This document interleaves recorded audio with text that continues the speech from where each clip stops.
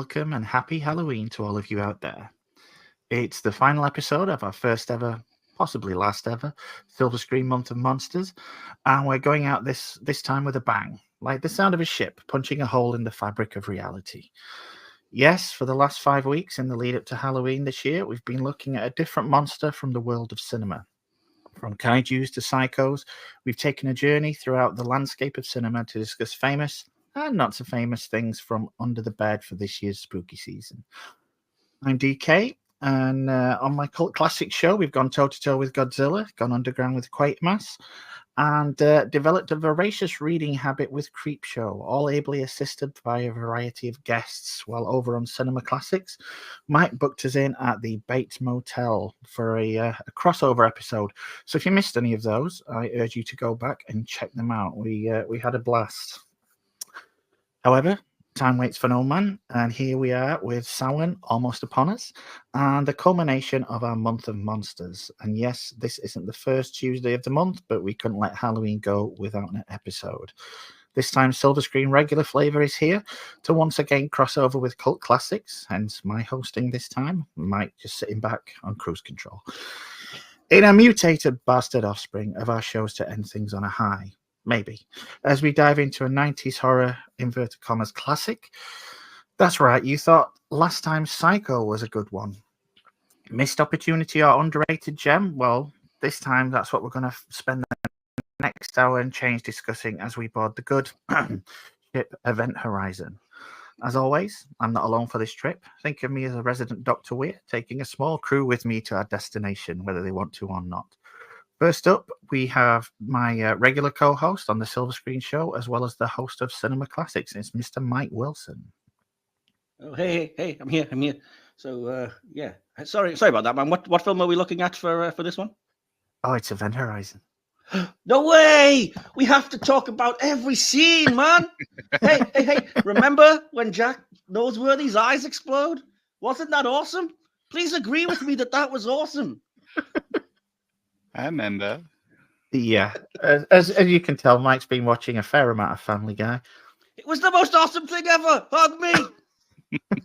How are you doing, buddy? I'm okay. I couldn't not use that Family Guy quote. I just always remembered it when it comes to this film. Just the kind of video store clerk guy who really loves Event Horizon.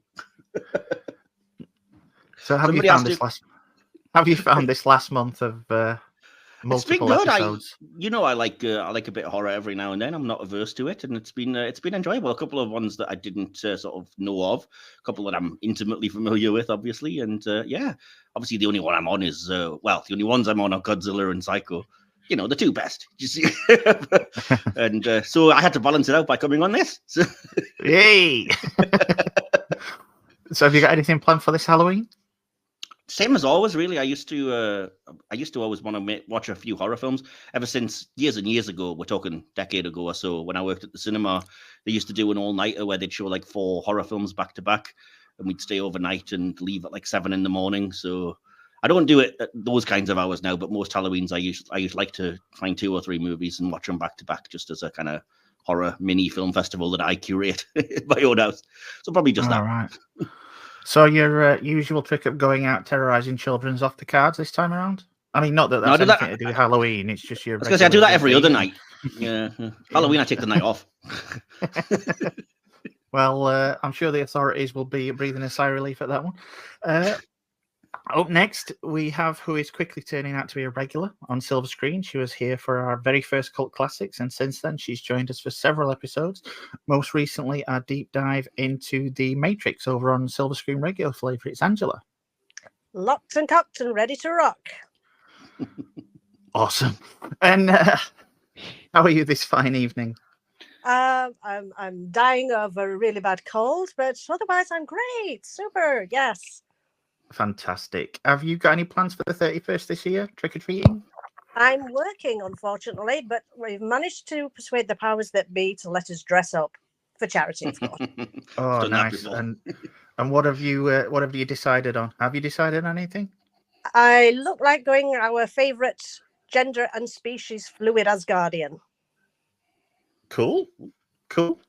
I hope you're going to get some photos. Possibly. We'll see. Yeah, and last up, we've got a new guest on the show for this one, and what an episode to make his debut on. He goes by various names, Dr. K being the one I knew from Facebook, but a very warm welcome to writer Stuart Knott. Hello, nice to be here.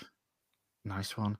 It has taken a little while to get you on the show, so I'm glad Yeah. I'm glad you could finally I've make been gearing it. up. I've been gearing up for it most of the year. I'm just really getting ready for it. Oh, you're in for a letdown, dude. Yeah, I'm like, I've got nothing to say about this film. I haven't even seen it. I don't even know who Jason Isaacs is. I'll ask you the same. Do you have any plans for Halloween this year?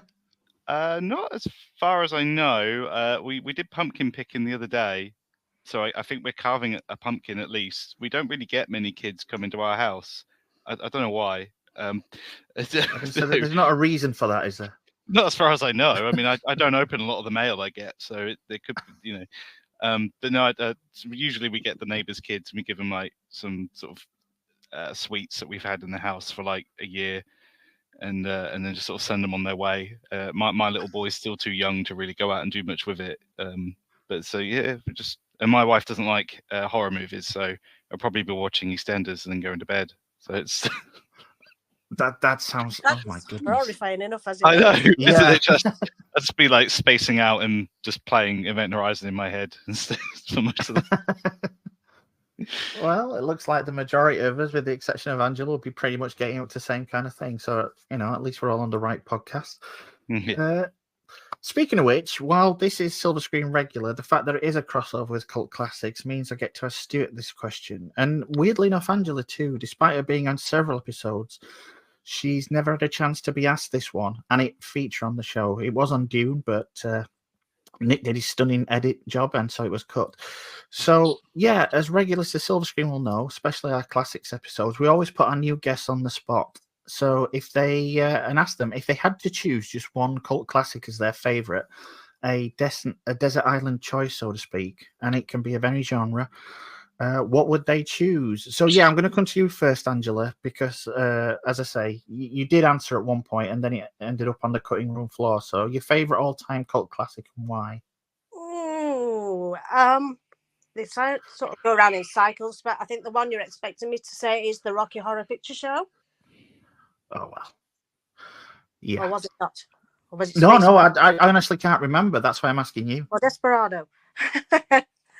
Oh. I have sort of favourites in each genre, but I would say the Rocky Horror Picture Show is probably the biggest one out of those that I've mentioned. As for why, well, why not? Well, I don't know. You'd have to sell me on that, because if you listen to the episode, I wasn't fully convinced. Well, you're not.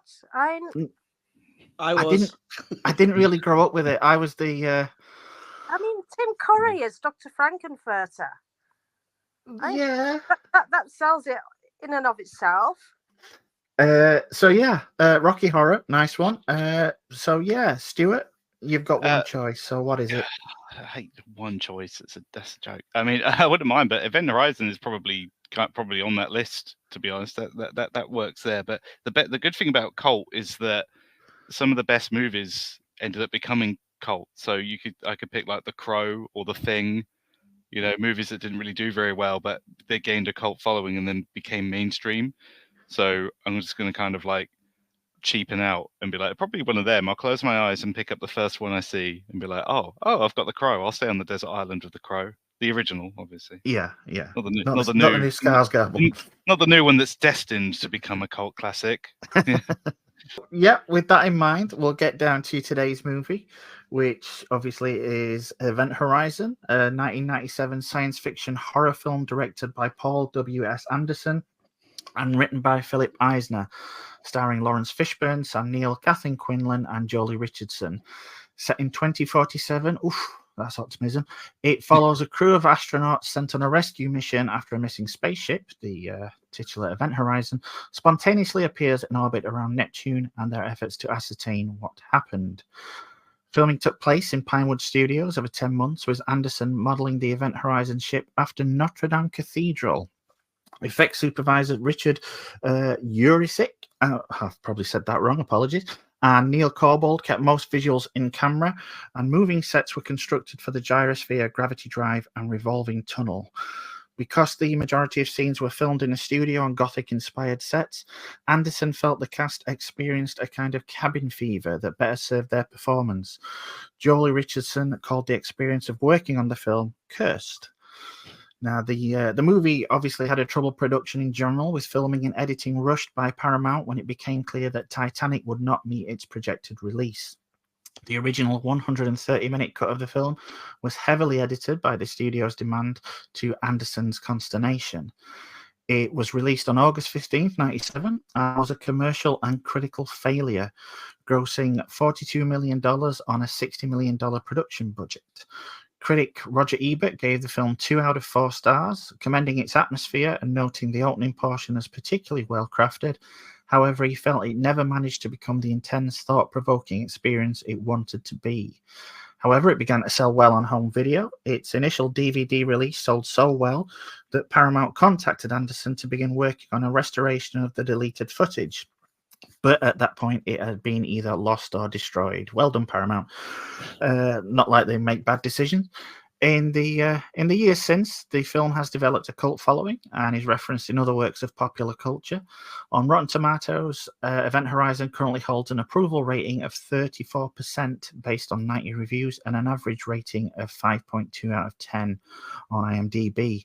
And as with all movies that we discuss here on Silver Screen, Event Horizon can currently be found on streaming, service dependent on your location, as well as DVD, Blu-ray, and get ready for your Mike Wilson drinking game, folks. 4K. So, yeah, I do own this on 4K. Thank you for pointing that out. Yeah, there we go. I'm sure it'll come up again. When did you guys first see this one? Was it at the cinema? I think my first time around was a VHS copy that a friend loaned me. I cannot accurately confirm whether it was a legit copy or not, but maybe not. I don't think I'd really heard of it other than maybe a poster on the side of a bus. So I paid it no mind until I sat down to watch it. And then, those opening credits hit, washed over me, and that's all she wrote. So how about you? And I'll come to you first on this one, Mike. Well, I definitely did not see this in the cinema, in part because I was 14 when it came out. So that wouldn't have been possible. But I do remember the first time that I saw it was like you. It was probably on a dodgy old video VHS. And I can't remember why or how. I think it was like at a friend's house or something. It may even have been my friend Stephen, who I've known kind of since high school. So I remember watching it late at night and thinking, because I was 14 and only just getting out of my kind of cowardice towards horror films, I thought it was the most extreme subversive thing I'd ever seen. Bear in mind, again, I was 14. But yeah. And so I was like, oh, wow. I had very much the kind of reaction like the Family Guy chap I imitated at the start, where I was like, oh, whoa, crazy scenes and mention of hell and everything. This is the baddest thing I've ever seen. And then I saw some more films. So yeah. Fair enough. What about you, Stuart?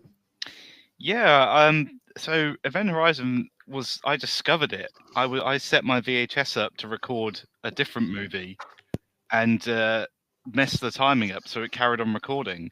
And I don't remember what that original film was, but I watched it and then just kept watching, and then Event Horizon was the next movie. I think it was on like BBC 1 or 2 or something. And I just watched it and was like instantly hooked. And I would like force my friends to watch it as well. I was like, have you ever seen this movie? Like, oh, no idea what you're talking about. And I was like, you need to watch it. It's so good. And I don't think they really appreciated it as much as I did at the time. I was like amazed by it. So I don't remember when that must have been like 98 or 99 if it was on TV. So yeah, I would have been too young to see it at cinema, and I was still kind of innocent with horror back then. I wasn't quite desensitized to it, but it was a genuine discovery of just like, oh, this is recorded after. Oh, I'll watch this movie. It's great on VHS. Oh, so old. So old. My knees hurt. How about you, Ange? I definitely didn't see it in the cinema. I think it would have been on VHS, but I'm trying to remember. It might have still been in the days when Blockbuster was still around. So it might have been a rental, or I might have actually gone out and bought it. Because although I was big into sci-fi, I wasn't really into horror. But Sam Neill was listed in the cast, and of course, I'd only fairly recently discovered him in Jurassic Park. So it's like, okay, let's go and watch it. It's going to be good with him in it, surely. I have to correct you there, Angela. Sir Sam Neill. Has he been knighted? Apparently. Okay, I did not know that. So No, I was fascinated to learn that in my research for the film. Bizarre, but yeah, sorry. yeah, so yes, I remember sitting down watching it. It's like, okay, this is going well, nice sci-fi bit, and then all the horror started, and I was like, yeah, maybe not my cup of tea, but I made it all the way to the end, but was left thinking, what the was that? Yeah, I think that's a genuine reaction from most people, to be honest. So yeah, have any of you guys' impressions changed since you first saw it? And is it something that you watch with any, regularity? Well, I just watched it for I think only the second or third time last night and this morning, getting ready for this podcast. And it's not as scary as I remember it, because I was sort of mid-20s then, and I've seen a lot of more horror since then, with better graphics and what have you. Yeah, well, I already hinted at it, but my impression definitely changed. I wouldn't necessarily say for the worse, because that sounds overly negative, but like Angela, I mean, I've seen a lot of other horror since. Yeah. And so I haven't seen it for a long time, and watching it this time, it was a lot less scary than I recalled it being. Because I don't know for how many years, it's been probably about 10 years since I last saw it. And not that wasn't the first time I saw it. I've seen it a couple of times, but when I watch more and more horror now, it becomes more like, oh, you don't really see all that much, and it's not all that weird. And once you've seen, I think the initial shock factor at seeing the kind of butchered bodies and stuff was kind of weird and horrific at the time. And then once you know it's coming and you've seen it, it's like, oh yeah, well, it's just a knight of the realm with a few shapes cut out of his face. What do you want? But I mean, it's a film I could always revisit, whatever, because you know me, I love sci-fi and horror, and there's a very, there's not a lot of sci-fi and horror films out there, with the exception of your Aliens and your really famous ones. There's not a ton, so I always like to support sci-fi horror, no matter how good or bad it is, when they try something. So. Cool, Stuart. I may be the exception here. It's one I watch quite regularly. I really love it. Even after watching like loads of other horrors, I'm like, I've got a lot of nostalgia for Event Horizon, and we'll come back to it quite often. I mean, I try to watch different things now. It's always difficult to find time. So I'm like, I could watch something new, or I could watch something familiar. And if I'm watching something familiar, Event Horizon's one of the go-tos. I mean, I always like to champion it as a nice little horror. And it's true. Like I just like it's got that alien aesthetic to it, that kind of lived in, like gritty technology and all that. I really love that look. The atmosphere is really great for it, and it sort of takes a lot of different things that work for different genres and remixes them in a nice new way. Like it's that classic horror movie, but it's in space, and it does The Shining, the elevator of blood, but it's filling up in the sort of the coolant tanks or whatever at the end, and you've got the wall of blood, and it's the superior Hellraiser in space. It's the Hellraiser in space we should have got. Yeah. So and all the actors and performances are really good as well. So and then learning about all the stuff that we didn't get to see just kind of makes me appreciate it more, because it's like, I'd love to see more. And it's hard for me, because it's one of the early two Paul W.S. Anderson movies I like. So it's like, I don't really like him as a director beyond this and Mortal Kombat. So I'm just like, I think it's great. I'd watch it every day if I could. I'm watching it right now. I've just got it. It's on in the background. Yeah, separate earphone in, just like, Well, yeah, apparently after 95's Mortal Kombat was a commercial success, he was apparently inundated with screenplay offers, as well as the opportunity to direct the sequel. He turned those down in favour of making the R-rated horror film. Paramount sent him Philip Eisner's original script for Event Horizon, which they'd been trying to develop with producers Lawrence Gordon and Lloyd Levin. And according to Eisner, it was pitched as a haunted house story in space, which is what you referred to earlier, Stuart, which the producer thought had potential. Now, Anderson's initial reaction to the script, which involved a cruise ship, Event Horizon, experiencing a series of hauntings by tentacular aliens, having crossed the threshold of their planet or dimension, was that it bore too much of a similarity to 1979's Alien.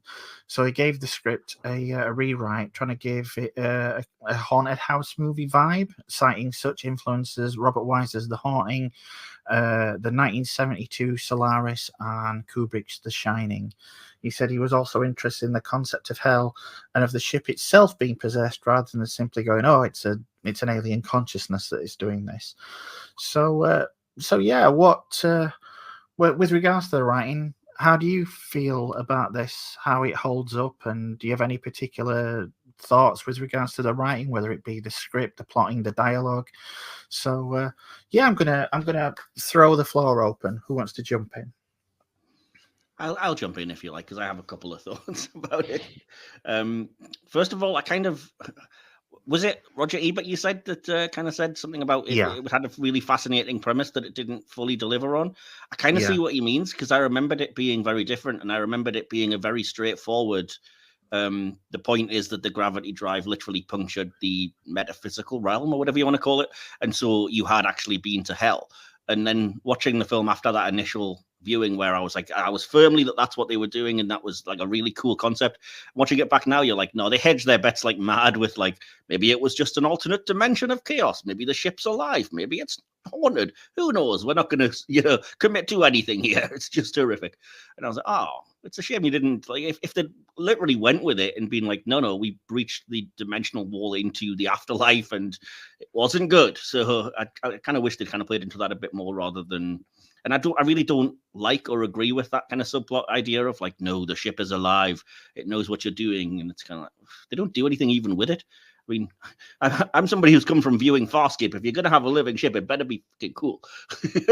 So, yeah, didn't love all of that stuff. But I liked that when it was trying to be more supernatural. But I have to say, I mean, I picked up, even at the time, I think, on all of the things that it rips off from better movies. So even when I first watched it, I was like, well, that's Solaris, that's The Shining, that's Hellraiser. And there's not a lot of originality other than the way it kind of, as Stuart said, kind of blends them together, which can be good at times, the way it does it. And, it's an interesting, the horror Solaris it's weird that that's not something that anybody else has done, to the best of my knowledge anyway, kind of since, because it's a fascinating idea, hallucinating your kind of fears and then them coming true in this unfamiliar outer spacey type place. But yeah, I'll be quiet now and let someone else go.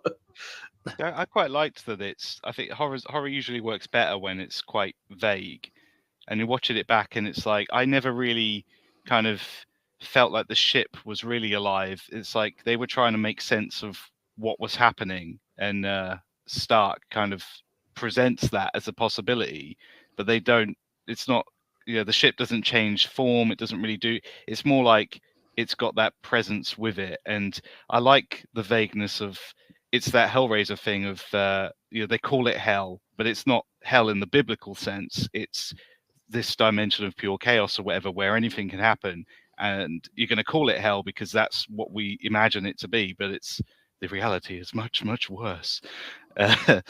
And I quite like that it's vague. I think my only real complaint is that I don't get why the ship has that massive long corridor. I'm like, if you're going to separate the foredeck from the aft deck, you could make that corridor shorter. That's my only real complaint with the film. Yeah. Good old I think that at the opening scenes where you see Weir waking up from the nightmare in his room, doesn't that room sort of remind you of a padded cell? If you look at the set decor, it's the white padded cell that you would expect in an asylum. So I think that was meant to be kind of a foreshadowing of the descent into madness that the crew would be going into. It did give me that kind of vibe, and reminded me of In the Mouth of Madness. So much to the point that I just thought, shit, I got confused for a brief second as to which film I were watching. Isn't that opening shot? They skew the camera so he's upside down, I think, when he's on the space station. Yeah, so that's like, reality is twisted on its head. Wasn't Sam Neill in Mouth of Madness as well, or was that Yes. Jeffrey Combs? Yeah. No, that was Sam Neill. Sir Sam Neill, I should say. I did read somewhere that apparently that shot took up like a huge chunk of the budget. The camera upside down spinning around space station type shot at the start. That's amazing. I feel like that would have been a really simple and easy shot to do. Yeah, it really. Not that I know anything about filmmaking or anything for that matter. Interesting. So the script, it originally described the gateway machine. I'm gonna yield the floor to you, Mike, after this, as a smooth and featureless black orb, 10 meters in diameter, suspended in midair between large rotating mechanical arms. It was also said to contain a stable black hole within it at all times, which obviously the ship uses a power source, as opposed to briefly creating a temporary one. Anderson decided to redesign it to involve interlocking circles as an homage to the Lamarchan configuration in 1987's Hellraiser. No. And, I know it's hard to believe. In fact, Clive Barker was consulted on the movie during pre-production. So, over to you, Mike. Go on. You mean there's no, the thing that they added completely unnecessary spikes to? This gravity drive was designed to look like something hellish? No. It doesn't look threatening at all, does it? And the fact that it's, a centrifuge, the most sensible of all things you'd want an engine drive to be. Clearly they were going to, create a black hole by just whipping wind up or something, I guess. I don't know. But yeah.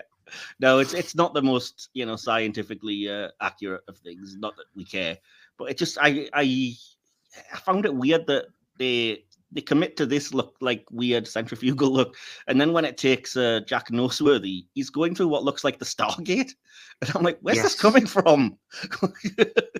It's the wormhole from the Stargate, like the movie and series that like suck him up and then spit him back out. And I'm like, you could have just made it a disc, then it would have made a lot more sense. But that's the sci-fi geek in me that's just like, no, it wouldn't have looked quite as scary. But I mean, to your point, Stuart, I noticed a lot of kind of leaning more toward horror in the design and things rather than practicality or sci-fi. And I think that's why it's got the long corridors, is because it looks more menacing and you can sort of have darkness and more of a shadow, like, oh, what's hiding in there? And even when I think it's is it Lawrence Fishburne or possibly Sam Neill goes into like the inner workings, as it were, of whatever this drive is, and it looks like, to me, it's something out of the film Cube almost, like this weird interlocking chamber. Yeah, I mean, it's designed to look like a nightmare chamber, isn't it, really? But to that point, I'm not sure if it's part of the whole looking like Notre Dame Cathedral, but I always remember noticing that the front of the Event Horizon is a crucifix. It's a cross. I'm like, I get the symbolism. I understand the imagery.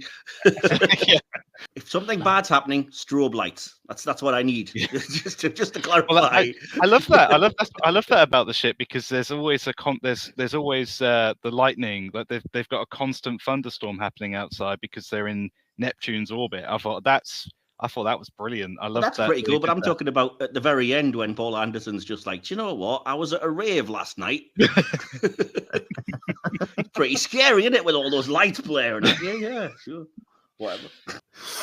So yeah, anyone else have anything else with regards to the writing? Maybe perhaps on the dialogue? Yeah, I was gonna say I think some of the dialogue towards the end is where I like a lot of it, because like I said, if it had leaned more into the supernatural metaphysical aspect, I think it really works when it's saying things about like where we're going, we don't need eyes, and I went to that place and saw the darkness inside of me, and I was like, that's a really cool like melding of sci-fi horror and I guess religious imagery and stuff, and I like all of that stuff. Well, I'm conscious of time going past, so we'll move on to the direction of this thing. And, oh boy. They've usually got a standard 10-week editing period to produce a film's first cut. That's guaranteed by the Directors Guild of America. However, due to the short production schedule, the rapidly approaching release date, and the fact that principal photography had not finished, Anderson agreed to do a 6-week editing period and promised to deliver the film by August 1997. when the main unit wrapped, Anderson was supposed to start editing the film, but then he had 2 weeks of shooting left with a second unit, which shortened post-production to just 4 weeks, during which only the rough cut could be assembled, which was 2 hours and 10 minutes. It was overly long, apparently, with weak direction and acting that could have used another editing pass, unfinished special effects, and a poor sound mix. So, yeah. Wait a minute. What we got was the better acting performance? I know. It's I don't know. I mean, how many Oscars was this nominated for? Again, he's a sir, that guy. That's it.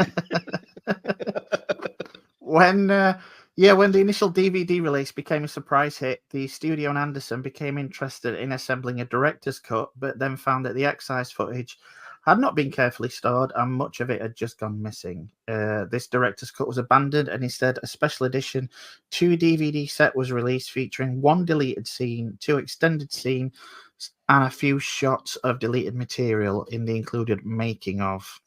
Apparently the footage is video quality. There were many scenes expanding on the premise with more exposition, as well as more gore and scenes of the crew being tortured. The Bloody Orgy video was also longer. As Anderson was sometimes too busy filming other scenes, second unit director Vadim Jean filmed some parts of it with real-life amputees. They were used for special effects scenes where the Event Horizon crew members were mutilated, and they also got in some porn film actors to make the sex and rape scenes more realistic and graphic. And if you want me more details of that, I do suggest looking it up, because I'm not going into it here for fear of losing my lunch. The film's ending, it was a combination of 2 unused alternate endings. One did not have a jump scare at the end when the last 2 survivors are found. Although there was a similar version of the scene included where she hears screams of the Event Horizon crew before Cooper wakes her. That was the film's original ending in the shooting script. The second and ending then Paul had Miller Anderson watched Carrie and was like, "Ooh, Yes. that's another film I can rip off."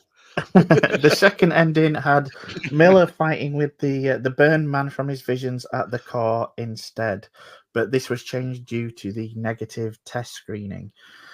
In fact, the test screenings, the original 130-minute cut, was poorly received. There were complaints about the extreme gore, and Anderson and producer Jeremy Bolt claimed that some members of the test audience fainted. Paramount execs, who had stopped watching the dailies long before any of the gore was shot, that shows confidence, and were seeing the complete film for the first time along with the audience, were also shocked by how gruesome it was and demanded a shorter runtime with less gore. Anderson agreed that while his first cut was too long, Paramount forced him to make one that was instead too short, and that the film would benefit by the restoration of around 10 minutes, including some of the deleted gore. So what are you guys' thoughts with regards to the direction? Not great. And the editing and that one. Yeah, not good. I mean, I already mentioned, like I said, the ending is clearly the rip-off of Carrie. There's an awful lot of like terrible jump zooms and crash zooms and all the tricks an ADHD 14-year-old who thinks he's the greatest director ever tends to employ.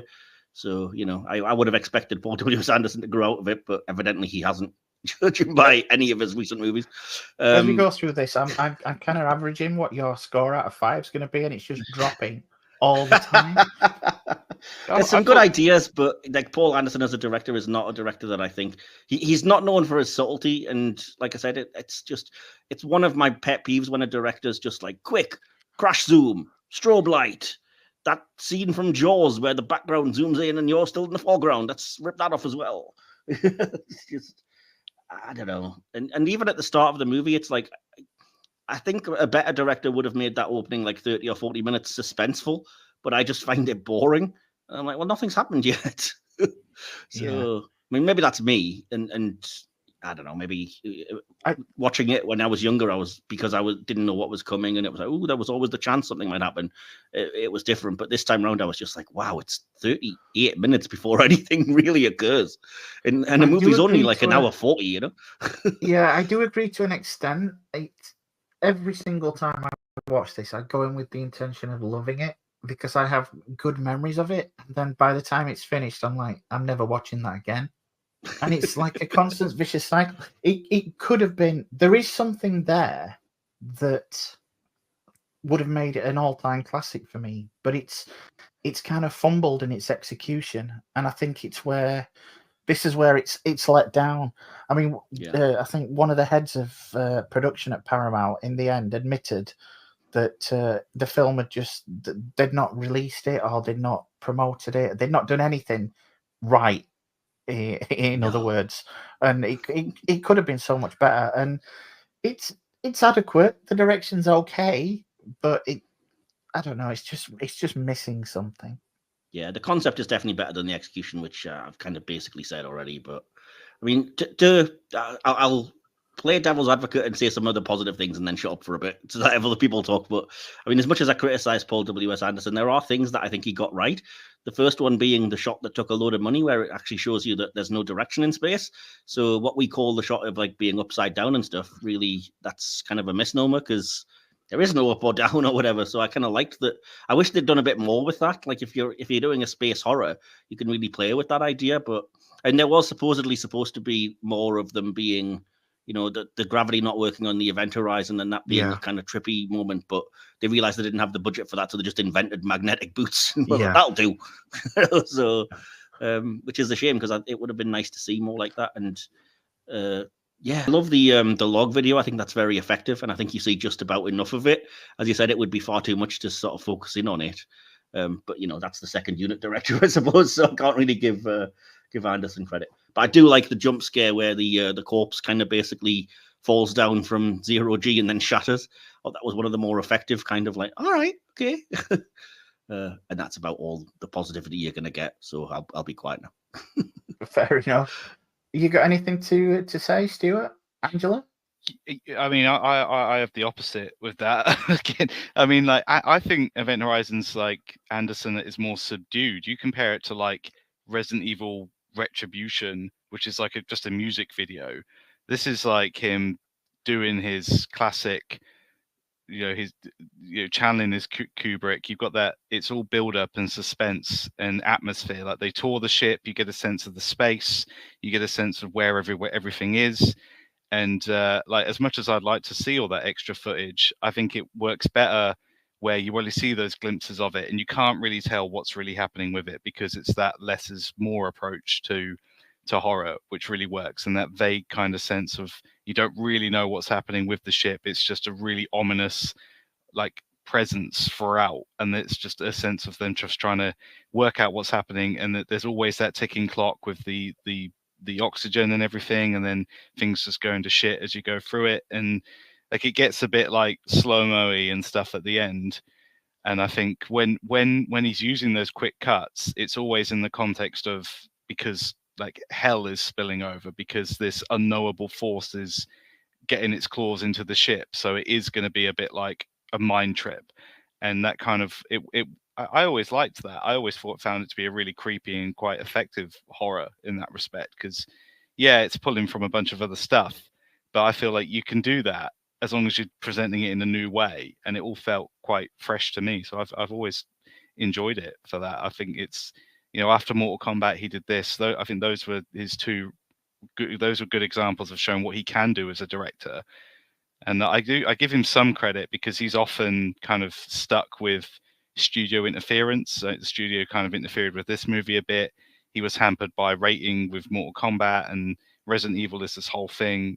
But I always sort of thought this was a good example of just a good way of recycling horror tropes in a fresh way. So I've always liked it. Yeah, I'm kind of the opposite to Mike in that I kind of like the build up in this. It's when everything starts happening that I feel it just kind of fumbles the ball. It goes from essentially wanting to be a creepy movie and switches tonally to pretty much being, let's see how much gore we can throw at the screen. And I think it kind of cheapens it somewhat. That's where it falls apart for me. Yeah, I like a sort of dark and edgy, and you've got the gradual suspense building up. So I kind of like the slow start and hearing all the things that are supposed to have happened, and you go into the creepy rooms, I like the way when I forget which character it is goes onto the bridge, sees the bit of blood splatter on the corner of and then when the lightning goes off in the background, you see all the blood spatter and bones melt, sort of molten onto the walls, basically. I thought that was good. It helps build the suspense up, and you think, oh, something really nasty is coming. But as you say, with the editing and things being cut short, you can really tell what could have been a really good film gets a really sort of choppy ending, and it feels like, yes, the ending has been hurried. Yeah, this is one of those movies that you do think really could benefit from a new recut, but it looks like it's never going to be. Yeah, I just thought I'd throw this in for you, Will, if he's listening. The scene in the film where we illustrates how wormholes work with a pen and paper preceded Interstellar. So yeah, I laughed so much at that because that's been done to death. Yeah, I love just that love the scene, fact that this movie that Will loves, he will now never be able to watch it without thinking of Event Horizon. What I've always loved about that scene is that he talks about how he's developing Fast and Light Drive, and even the crew of the Lewis and Clark are like, you can't do that. It's against the laws of physics. And they go, oh, yeah, you're right. We can't break the laws of physics, but what we can do is fold space and time and create a hole and pass. I'm like, you can do that. That isn't breaking the laws of physics, is it? Like, it's really, I always found that really amusing. And even later when Smitty like goes at him, he shouts at him like, oh, you break all the laws of physics, and you surely didn't think there wouldn't be a prize. But earlier they were like, oh no, yeah, you're right, you can't break the laws of physics. The actors apparently were encouraged to come up with their own backgrounds for their characters, so so obviously a lot of planning went into this. And Jason Isaacs apparently based his character on his own brother. I'm not sure how that relationship's held up over the years, but yeah. So with regards to the characters, seeing as it seems a good way to get onto it. With the actors in this, does anyone particularly stand out, either good or bad? It's Cooper. I'm just gonna get it in there. Cooper. I'm gonna say it again. I love that guy. Cooper, I'm so glad he lived. He's brilliant. I love Cooper in this. He's so funny, and he's just he's just amazing on this. And then Sam Neill, he's such a great performance in this as well. He really like commands the screen when he's there. I get like a good sense of authority from him, and he's really taking it seriously as well. And I was like, I think he really shined in this too. I didn't like Stark. I think she was pretty weak. I didn't like how Miller treated her. He's always kind of having a go at her for no real reason. He's like, no, I don't want you to get dressed. Get on the bridge, and I want answers. And she's like, well, here's an answer. That's not good enough for me. I'm like, what are you, my boss? Like, come on, like she's trying. Like, you stop moving the goalposts. Like, what?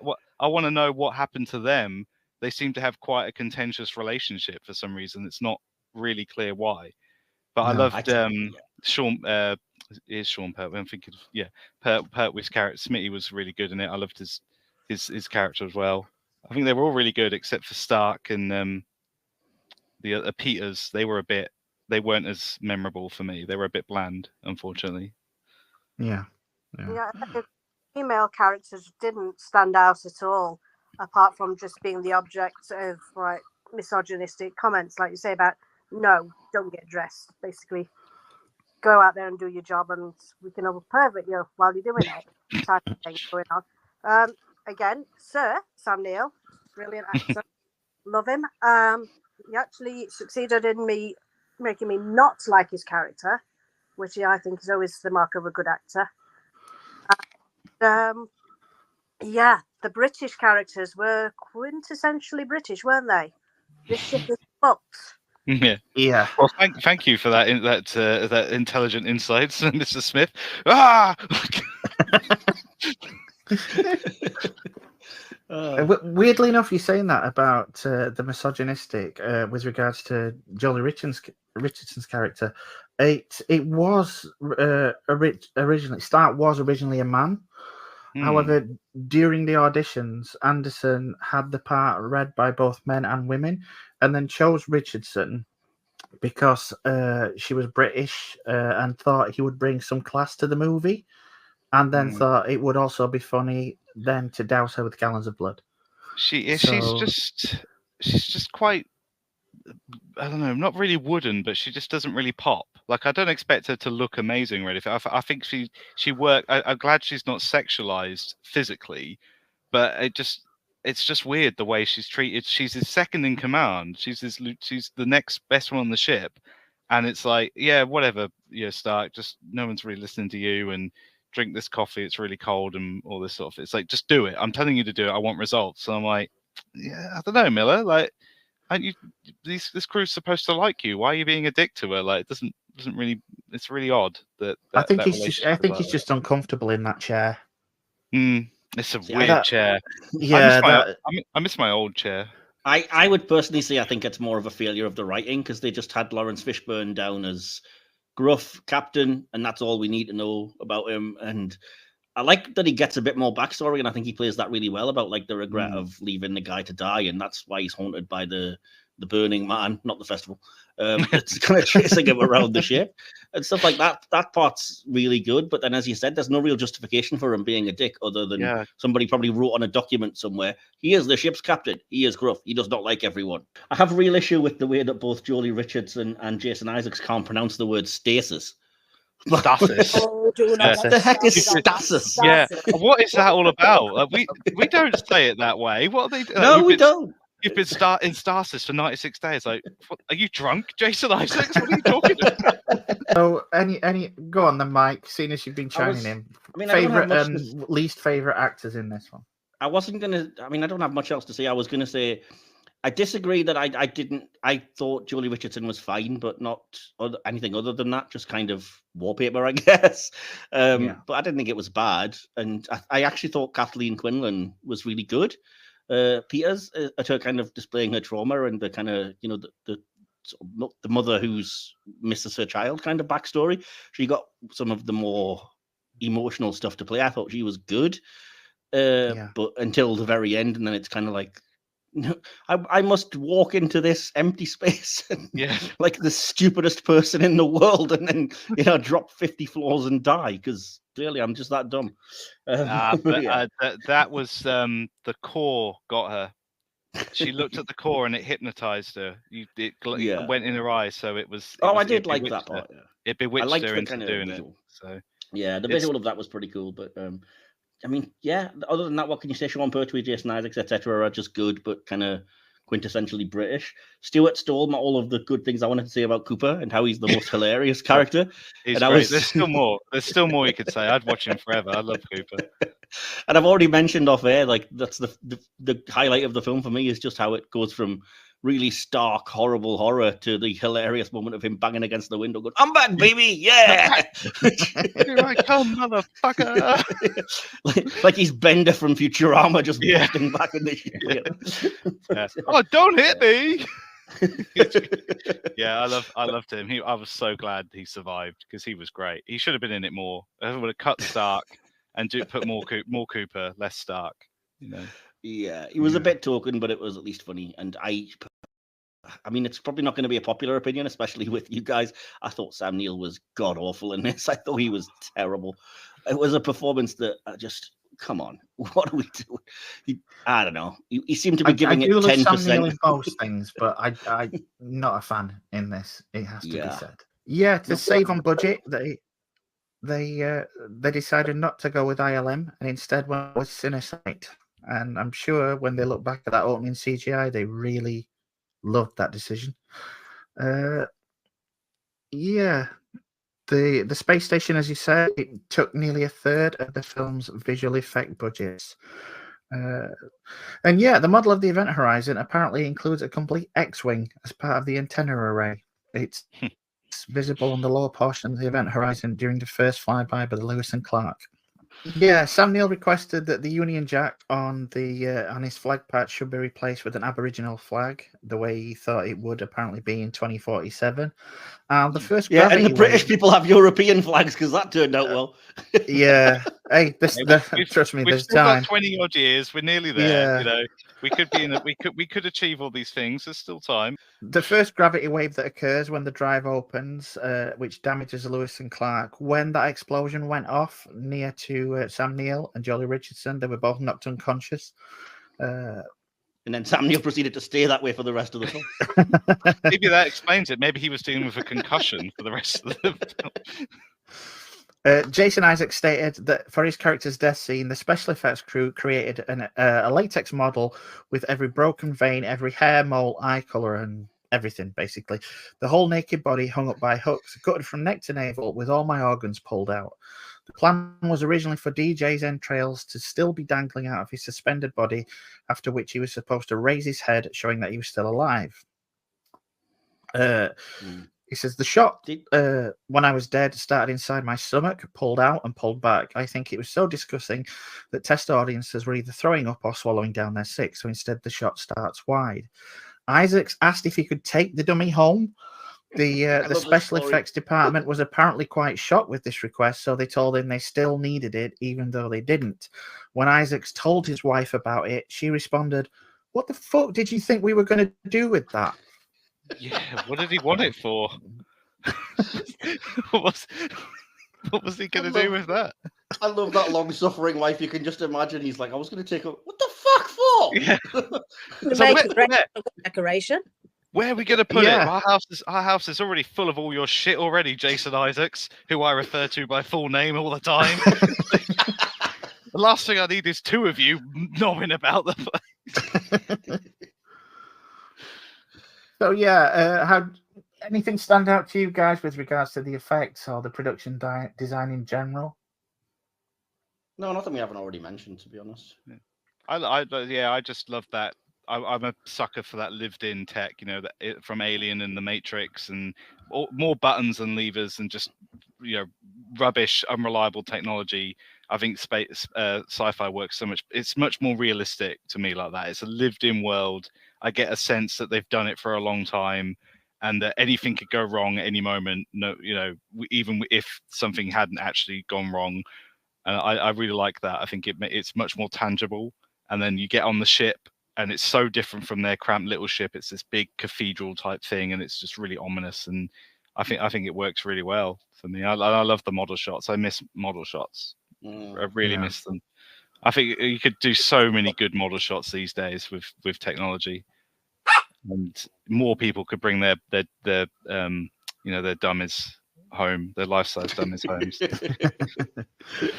Paul Anderson said, I heard from all the actors individually at one point or another that they found the sets had a disturbing vibe to them.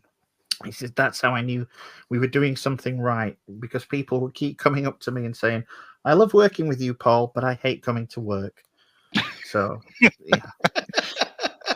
Yeah, it was the set's fault. I take that as a win. I'd say that's a win. That's good, right? Like Yeah, the only thing that I have with regards to the production design is that I hate that stupid chair that Miller uses. The sets, I like, say, the dark atmosphere of the sets and the lived-in sort of feeling that you get. But what really made me think, you know, this is pretty real, is when they were patching up the hull breach, and it looks like they used gaffer tape. I was like, yeah, there will always be gaffer tape in space. That's how you know it was a British film. So yeah, once again, we asked you out there in the normal world to hear your opinions on this one. So we're going to head over to our regular Cult Classics feedback collator, Vianne. So what were people's thoughts on this one? So my introduction to Event Horizon, I was in middle school, and my best friend at the time told me it was the scariest movie she had ever seen, and that always kind of stuck with me, although I didn't see it for a few years. And when I finally saw it, maybe in high school, maybe just after, I don't know. I know it wasn't that soon after it came out. It had been out a while, but I remember watching it going, this shit isn't scary. But I do love Sam Neill, so, you know, it's a fun movie. I think I've only seen it the one time, actually, but definitely not scary in my book, although I am notoriously difficult to scare. But lots of great feedback. Everybody had stuff to say about this one. Hallowell, excuse me, Brad. Great spooky space movie. Horror in space has so much potential. Forever Night, dark and cold. Milo Catamus, my favorite movie. True. Wow, that's strong words. Milo's your favorite movie. Chris M. Vaccaro, 4.5 stars. Scott Thomas, Hellraiser in space. That is really funny, Scott. Could use some Andy Robinson in that case, but that's just my personal opinion. Mike Uyghur's too much blood and gore, distracted from the movie. Fair. If one could say too much blood and gore, I could never have too much personally. Bruce Blue Hawk Merlin saw it in theaters, liked it very much, and I'm not a fan of Paul W.S. Anderson movies. Michael Linyo thought it was a giant turd. Mike, I'm not far off from agreeing with you on that. I mean, it has its strengths and weaknesses, but more weaknesses than strengths probably. JD, not good. It just felt like a Hellraiser movie set in space. I'm noticing a theme here, and one I never thought of before. Chris Millington, loved the shock and gore, hated the ending. Samuel McAdory, 3. Don Davis, 5. Fabio Agius, I'm sorry if I mispronounced that, Fabio. 4 stars, great movie. Mark Wesley McGee, solid 5, great movie.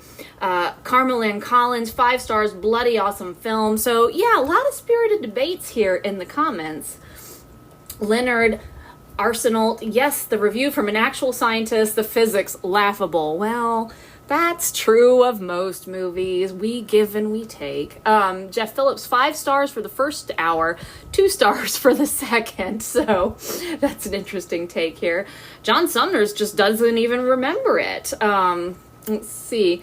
Chris Shearer, great concept, lost its potential amongst all the gore. I think Chris nailed it here. I think there was a lot of potential in the concept and they lost it in the execution. Not necessarily, in my opinion, with the gore, but so many times, and I said this about Neil Gaiman, the rapist, for years, that he has great ideas, not such a great writer. So, you really do need a great writer, a great director, a great production team to make an idea come to life. And I think that's important in the realization of an idea. So many times we have movies, books, any kind of art that could have been really amazing, and then it's mediocre because we got lost in translation somewhere. We got somebody who just couldn't get it across. Gosh, there's so much feedback on this one. Tony Proctor, 5, great film, should have been a monster hit, great cast. Certainly agree with that, Sam Neill. Can't remember who else was in it, actually. Judy A. Lowe, the fact that this movie is set on a spaceship in deep space just magnifies the horror on board. There is no escape. So yeah, Judy kind of giving us that claustrophobic take on it. Ron Carey was not impressed, but Jan Eklund loved it. Roddy Moxham gives it a 0. Harsh. John Stanberg, 3, found it predictable. And yet Mike Saward, 5, one of my go-to movies. So yeah, there is a whole lot of controversial opinions in this. I'll give you one more here. Philip, I like Chilton. It's okay, but look at Sam Neill's arm badge. They replace the Union Jack in the corner of the Australian flag with the Aboriginal flag, as it should be. It's made even more notable in that Sam N is a New Zealander. New Zealand was nearly part of the Australian Federation. Great little micro observation there. And okay, I said one more, but here's one more. Anita D. Lancaster, low 3. It could have been so good, but they just had to make it all about shock and gore. So that seems to be the theme. A lot of people either really liked it, really didn't like it, but the common theme is that it lost out on its potential to shock value in the end. So with that, I'll let you continue. Go ahead, DK. All right, thanks for that, V. Some interesting answers there. It's certainly one that divides opinion. And as always, if you missed out on letting us know, you can leave a comment on this episode on our socials, which will flash up later and in the description. But before we get to that, now we know your thoughts on this, we're going to come to our final scores. And as always, we go to each of our guests who will give us their summation of their thoughts and give it a score out of 5, which will then average out. So, we'll come to you first, Angela. Conclusion on Event Horizon and score out of 5, if you please. It had so much potential with the cast and the sets looked good, but the editing and special effects, and possibly some of the writing let it down. So I'm going to go with a 3 out of 5. Fair enough. Stuart? I loved it. It's still one of my go-to favorites for horror. I'd watch it every day if I could. I legitimately give it a 5 out of 5. Oof. Yeah. Do you want to go first, Mike, or? Yeah, why not? Why not? Dear. I have a long conclusion. Sorry, I know that the guests haven't had, but I tend to try and get all my thoughts organized in my conclusion. So I said, it starts well. Well, they can't all be 5-star classics, but in all seriousness, let's not pretend here this film is trash. Let's get that out of the way. Okay, it's trash that seemed like the most wild, subversive, and extreme thing ever when I was 14 years old, but it's still enjoyable on the level of embracing that inner nostalgia and the childish, just having fun with it side of your personality. There's a truly fascinating sci-fi horror idea at the core of this thing, no pun intended, but director Anderson hasn't got the skill, tact, or interest in seriously exploring it. Instead, he applies all the subtlety of a sledgehammer, every cliche trick in the book, from subliminal flashes to strobe lights to things ripped off from much better movies, as we've went into, coupled with a Sam Neill performance that's not so much phoned in as mailed via telegram from his native New Zealand, a Lawrence Fishburne who seems to increasingly be realizing what he's stepped in, some unintentional comedy, and the one thing it gets right, the sense that pretty much anything can happen, nobody is safe, and at any time something shocking, tasteless, or both could occur. As a result, you have almost a horror version of The Room. Okay, that's not fair, because the film isn't that bad. It's nowhere near even being the worst Paul W.S. Anderson movie. And in the right frame of mind, with your brain disengaged, a few friends, some drinks, and maybe even a couple of robot pals, you might have some fun. Heck, it's Halloween. It's a perfect time to embrace the schlocky. So I'm probably being generous here as it is, and I'm still only going to go with 2.5, 2.5 out of 5. Fair enough. Did you guess that when you were trying to predict what's going? It's actually higher than what I thought you were going to go with, if I'm being honest. So you've pleasantly surprised me there. Fair enough. Yeah, I've got. I don't think there's ever been a movie that I love and hate in equal measure as much as I do this one. Every time I watch it, I do so with the intention of loving it, and I do until a point. Then by the time the credits run, I'm yet again left with blue balls. It's just a constant tease. Yes, it is very much a 90s movie in the way it looks and feels, but the premise is right in my wheelhouse. The cast is decent, even if some of them are acting a little B-movie. And there are some genuinely unsettling moments, both down to the script and some decent direction at times. But later on, it just falls flat and becomes such a disappointment, precisely because it had so much potential to be a classic. Some of the special effects look good. Some look, with the best one in the world, PlayStation 1. I don't know, just a little more polish and care would have worked wonders. It came so close. And regardless of who you think is to blame, whether it's the studio, Anderson, James Cameron, always blame James Cameron, it's that the edit we ended up with misses so much, even with only the purported 10 minutes, makes it a missed opportunity. And knowing it comes so close and then misses the target, it's just frustrating. So I'm going to give it 3 out of 5 as well. Okay. So yeah, which after adding them all together, I'll go to my lovely assistant, Mike. So what does that give us out of 5, Mike? Yeah, we'll add together, divide by the 4 of us here, gives a final score for Event Horizon of 3.375 out of 5. Yeah. You guys happy with that one? I guess it's higher than I would have went. Can't argue with the numbers, no, but it should be at least a 4. But yeah, I mean, ooh, that's hot take. I don't know. Yeah, I'll accept it. Fair enough. And yeah, that's it for this one. With this, it not only brings the episode to an end, but our month of monsters. We hope you've enjoyed our look into the various movies we've covered as much as we have. And if this is your first episode with us and you've had a good time, then please check out the other ones from this month. I guarantee there'll be something to float your boat. And as always, if you've liked what you've heard, then please like, subscribe, and tell your friends. Everyone's welcome. So, yeah, all that remains is to thank our guests here on this one. So, yeah, we'll start with you, Stuart. Thanks for finally making an appearance on this. Thanks for having me. It's been great. Nice one. Is there anywhere the listeners can find you online? Any upcoming projects? Any socials you want to share? I'm not really doing socials at the moment. No, I'm in between projects at the moment. But so I've just sort of provided my my Amazon author page and my Goodreads link and my website, Dr. K Waiting Room, where where my 5-star review of this can be found. Yeah, Cool. Well, I'm not reading that. And what about you, Angela? Once again, thank you for joining us on this one. Thank you for inviting me back. I'm always surprised when I get asked back on one of these things. So You're shocked? yes. All right, fair enough. Well, I do know that you're joining us for one last episode in December. So yeah. For this year, don't make it sound like you're going to murder her afterwards, dude. Oh well, I mean, she's in pretty ill health to start with, mate. You know. So where can the listeners find you then, Angela?